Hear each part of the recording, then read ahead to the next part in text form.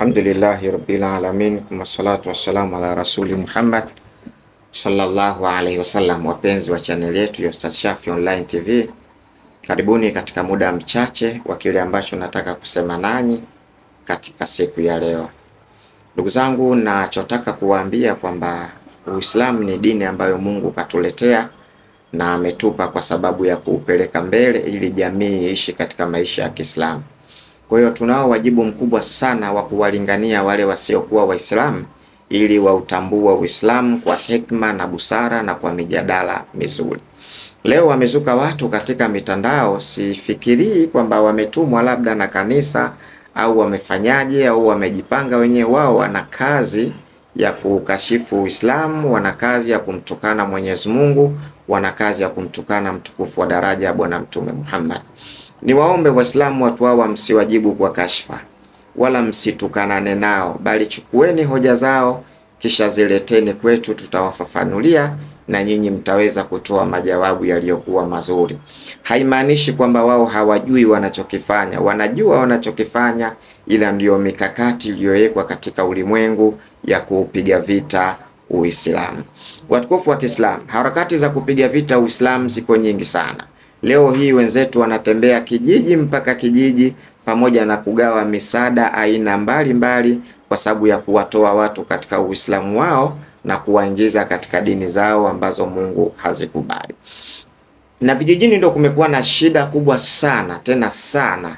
Sasa wenzetu wanapita wakiwa na masponsa, wanapita wakiwa na magari, wanapita wakiwa na misaada mbalimbali kwa ajili ya kudai kwamba wanasaidia ile jamii, lakini mwisho wa siku ni kuwartadisha, kuwaingiza katika dini yao.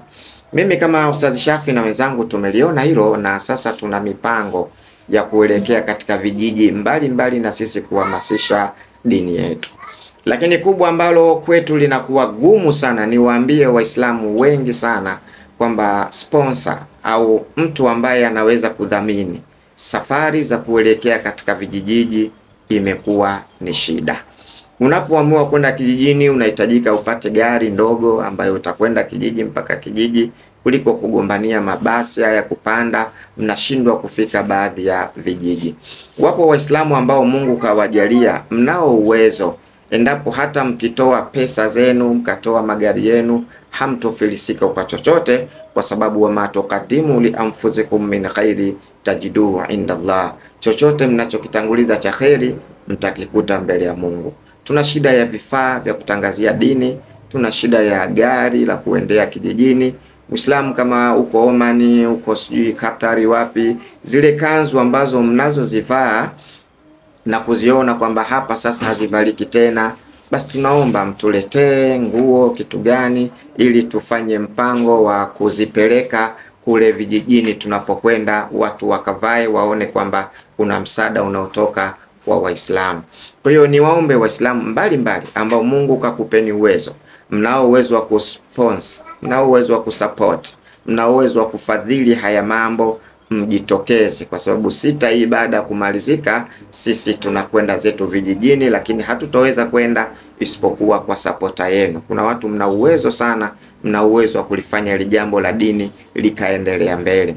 Sisi tuna uwezo wa kusema, tuna uwezo wa kujenga hoja, tuna uwezo wa kushawishi, lakini hatuna uwezo wa pesa wa kusonga mbele kuelekea huko tunapokwenda. Tunahitaji sponsor zenu, tunahitaji pesa zenu, tunahitaji ufadhili wenu ili twende vijijini huko tukafanye kazi ya Allah subhanahu wa ta'ala.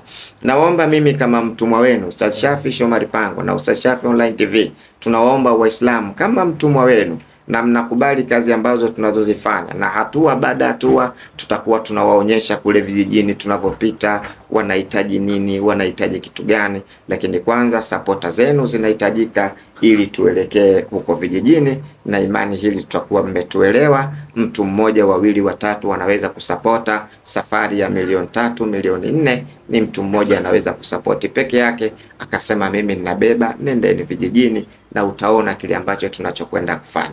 Wenzetu wanapiga hatua kubwa sana kuelekea vijijini sasa. Kila unapopita unasikia jamaa wamepita. Kila unapokwenda unasikia jamaa wanaenda, wanasoma Qur'an wanavyotaka, wanatafsiri wanavyotaka, mwisho watu wanatoka katika dini.